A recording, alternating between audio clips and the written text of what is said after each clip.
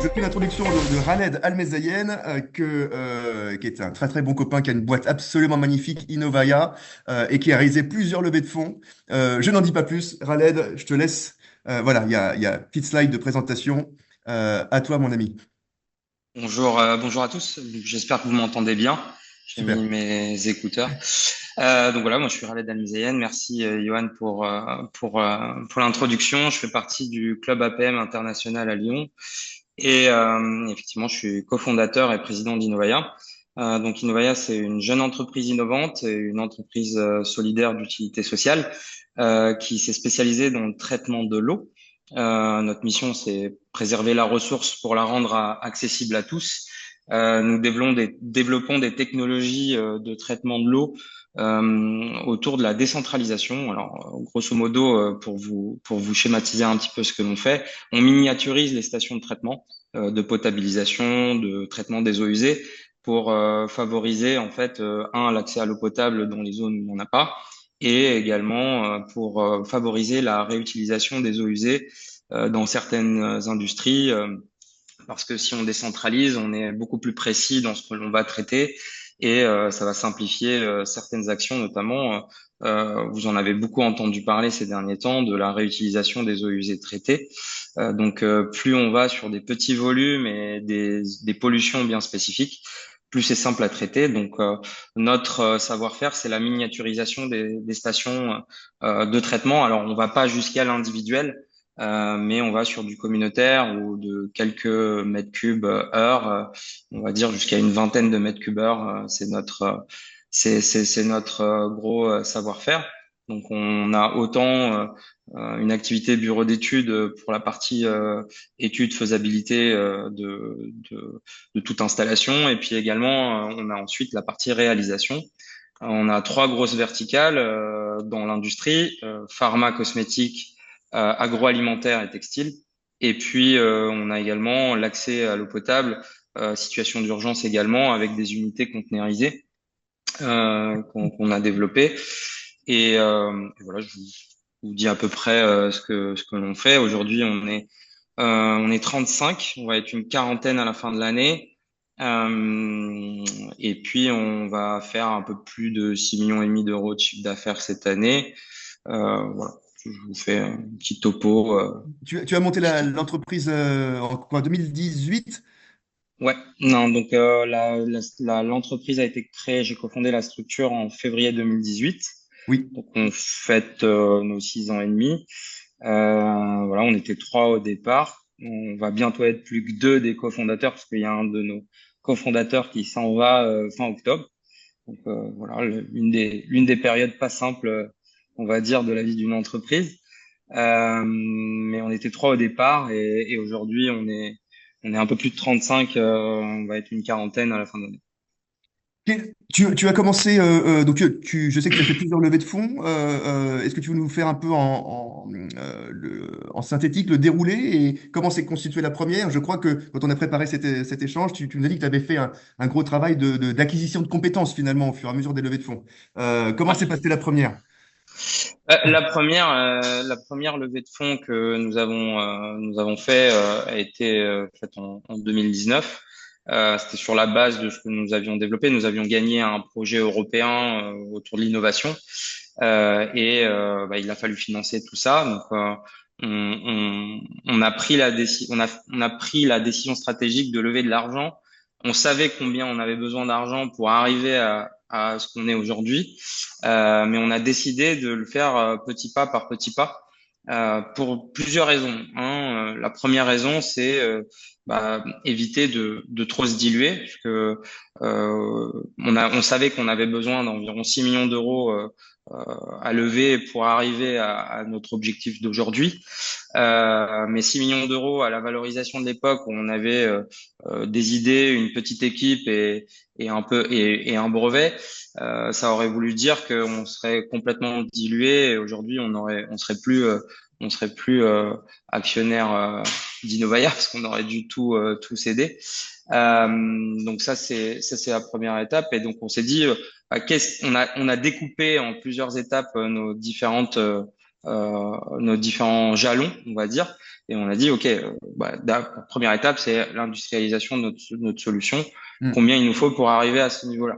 Donc, c'est là où on a dit, OK, il nous faut à peu près 1 200 000 euros. Donc, on a fait une première levée avec une certaine valo. Quand on est arrivé à ce premier jalon, on a dit, OK, la deuxième étape, c'est la digitalisation. OK, la digitalisation, il nous faut 2,5 millions.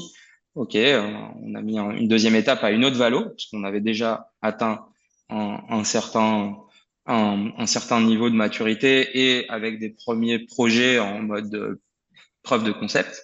Mm. Et puis on a fait une dernière levée l'année dernière pour la partie déploiement de la stratégie commerciale où on a fait rentrer cette fois-ci un fonds, un fonds, on va dire un fonds corporate, mais pas tout à fait corporate parce qu'on n'est pas du tout sur les mêmes activités. Pour rien vous cacher, c'est Groupama. Groupama, ils font rien du tout. Mm. Ils font rien du tout dans l'eau potable, mais ils ont bien aimé notre approche et ça faisait pas. Ils ont un fonds dédié justement aux investissements RSE, on va dire ça comme ça. Et ils sont rentrés à la dernière levée, et ce qui nous a permis de lever 6 millions d'euros et de rester actionnaire majoritaire de l'entreprise aujourd'hui, avec une valorisation moyenne. Bon, vous l'aurez compris, hein, de lever aux alentours de 12 millions d'euros de prêt-monnaie, ce qui n'aurait jamais pu être le cas si nous avions levé tout cet argent dès Bien le sûr. départ. Donc ça a été un peu cette stratégie du petit pas par petit pas qu'on a suivi. Ça nous a permis aussi de bien comprendre notre marché et de savoir comment on allait l'attaquer. On est quand même sur un marché difficile, hein. Le marché de l'eau, c'est un marché hyper conservateur. Il y a trois gros acteurs Avec de gros acteurs, oui. qui sont incontournables. C'est un marché qui est relativement stable, notamment en France, mais où il y a énormément de problématiques. Et nous avons voulu aller tacler ces problématiques avec une approche un peu différente de ce qui se fait aujourd'hui sur le marché. Bon, je sais pas si ça répond un petit peu à ta première C'est question. super intéressant. Si on rentre un peu dans le détail, la première levée de fonds, donc je comprends que c'était pas forcément un fonds d'investissement ou un gros acteur, mais plutôt, j'imagine, donc des business angels, c'est ça, on peut dire ça? Alors, c'était du business angel, de la love money un petit peu, hein, ce qu'on appelle la Oui, love money, des gens qui ont cru très tôt notre projet. On a eu la chance également d'avoir des clients qui ont testé nos solutions au départ et qui ont mis des billes dans le projet, intéressant ça. Ouais. qui sont ressortis la dernière levée, mais ça j'en parlerai également. Donc, qui ont mis des billes au départ et qui ont dit, tiens, on y croit, c'est pas mal, on va vous aider à développer ça parce qu'on a un réel besoin. Donc, on a C'est super délibérément pas intéressant d'embarquer cherché. les clients dans un projet comme ça. Ouais, ouais. C'est bien vu. Ouais. Euh, on a appris en marchant aussi, hein. On a appris en marchant parce que on a fait plein d'erreurs, hein. Quand on a levé la première fois, on a fait appel à un lever. Le lever, bon, on a fait l'erreur du débutant. Il demandait un retainer au départ et puis derrière, pas forcément de résultat. Donc, on a juste perdu 5000 balles dans l'histoire parce qu'on n'a pas eu de comment de résultats. On s'est un petit peu débrouillé tout seul, donc on a fait appel à notre réseau et ça a marché. Mais in fine, ça a été beaucoup plus long aussi que prévu. On avait estimé qu'il nous faudrait à peu près 6 mois. On a pratiquement mis 1 an à la première levée pour lever cet argent. Donc Hmm. entre-temps, Qu'est-ce qui a pris bah, plus de temps au-delà de trouver? C'est quoi? C'est trouver justement les investisseurs ou c'est la partie technique du process de levée de fonds en lui-même? alors c'est trouver les investisseurs. Ça Oui. c'est vrai que c'est pas simple, hein. Enfin, il faut avoir un peu de réseau et il faut aller les chercher correctement. C'est aussi peaufiner notre présentation parce que on a Ah, des idées claires, on a envie on sait où est-ce qu'on veut aller, mais c'est pas forcément clair sur une présentation. Donc, si je vous montre des présentations de départ et aujourd'hui, on en rigole, des fois on les regarde bien juste sûr. pour se marrer. Mais oui, effectivement, c'est ça, c'est peaufiner le discours, c'est également comprendre tous ces rouages du pacte d'associés, de la levée, des implications, du reporting, enfin tout ça quoi. Parce que c'est pas parce qu'on n'a pas de fonds et qu'on a que des business angels qu'on doit pas faire de reporting. bien Donc sûr. oui, il y a pas mal de choses à faire. Et puis au fur et à mesure des levées, ben, ça se fait de plus en plus facilement. La deuxième fois, on a pris un lever, mais on l'a bien choisi. D'ailleurs, ben, je le salue et si vous avez besoin d'un très bon lever, je vous conseille Albin Jourda, qui est aussi flexible je vous mettrai son nom hein, dans le chat, hein, mais qui est aussi flexible sur côté fonds d'investissement ou business angel. En fait, tout dépend je dis pas qu'un business angel c'est bien ou un fonds c'est bien ou un est mal ou un est pas bien. En fait, il faut que votre besoin corresponde à la thèse d'investissement de ceux qui vont investir chez vous. Il y a plein de différents fonds, il y a plein de différentes business angels, il y a des communautés de business angels. Mm. Il y a également, qu'est-ce que vous voulez faire? Est-ce que vous voulez de l'equity ou vous voulez du quasi equity? Nous, on a aussi levé de l'argent à la deuxième levée avec une plateforme qui s'appelle Lita, Vita, ouais. où on a fait de l'obligation convertible en action.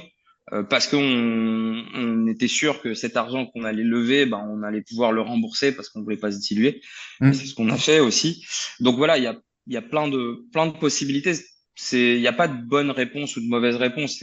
Ça dépend vraiment de quels sont vos objectifs et d'être en accord avec les personnes qu'on a en face. Voilà. Et nous, on va dire qu'on a appris un peu en marchant et effectivement, par rapport à nos objectifs et par rapport à nos envies, les fonds d'investissement classiques ou les VC qui répondent à nos besoins dans les phases de développement qu'on avait ne correspondaient pas du tout enfin, on correspondait pas à leur thèse d'investissement et inversement, eux, ils correspondaient pas à notre besoin et notamment en suivi. Les business angels, l'un des points incroyables dans cette histoire, c'est qu'ils sont extrêmement impliqués et Oui. nous accompagnent à plein de niveaux, que ce soit dans le réseautage, que ce soit dans la partie chercher les bonnes personnes, dans le projet, chercher du financement ou du cofinancement également.